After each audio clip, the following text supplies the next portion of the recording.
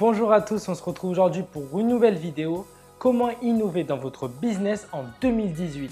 Alors restez bien jusqu'à la fin de la vidéo parce que je vais vous proposer un conseil du plus grand entrepreneur du monde, Steve Jobs. C'est le conseil ultime pour votre business et pour innover dans votre business. Restez bien jusqu'à la fin. Premier point, il faut être compétitif. Il faut que tu proposes des produits qui soient différents de ce qui existe déjà dans ton marché, différents de tes concurrents.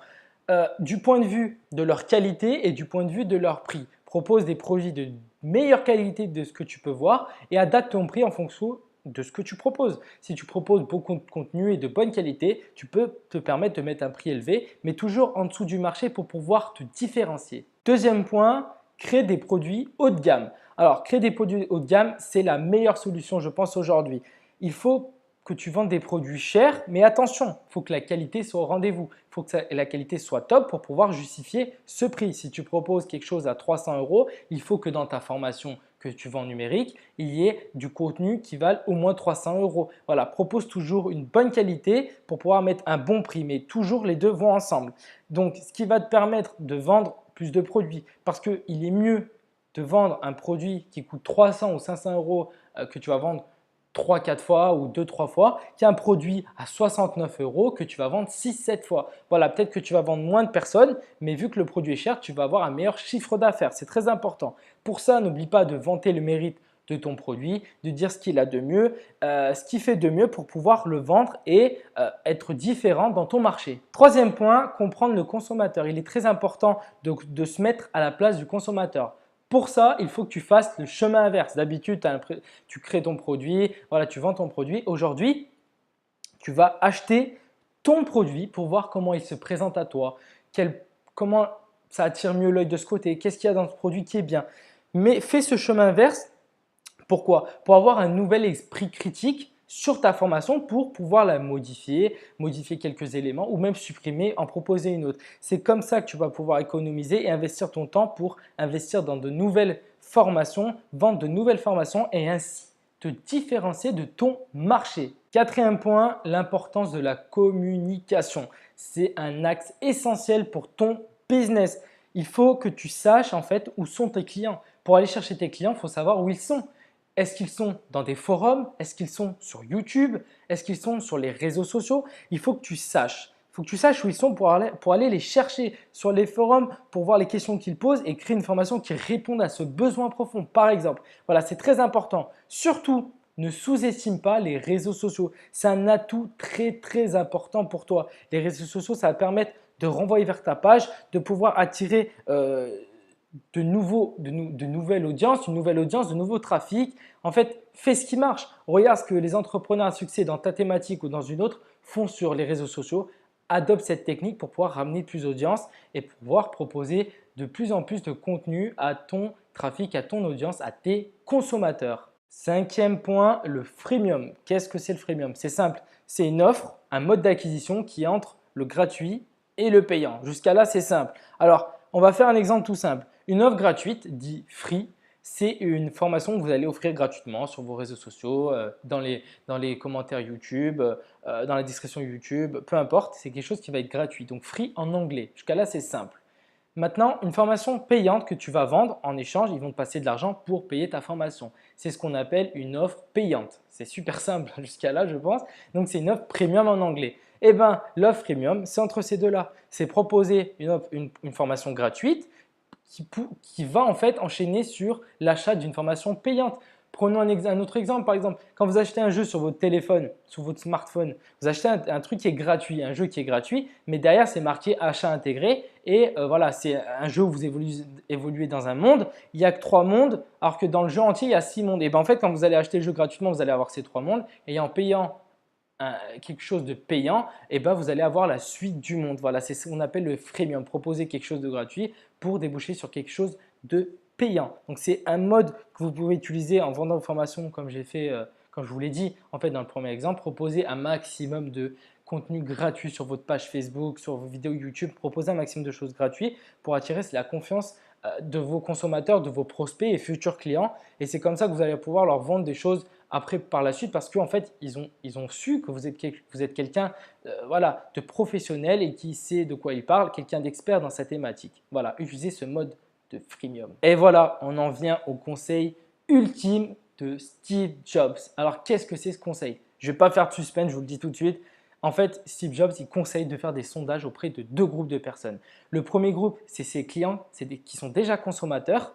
Et le deuxième groupe, c'est les personnes qui n'ont jamais acheté et qui ont très rarement acheté quelque chose dans la marque. On va prendre l'exemple de l'iPhone pour essayer dans l'univers d'Apple, l'univers de Steve Jobs.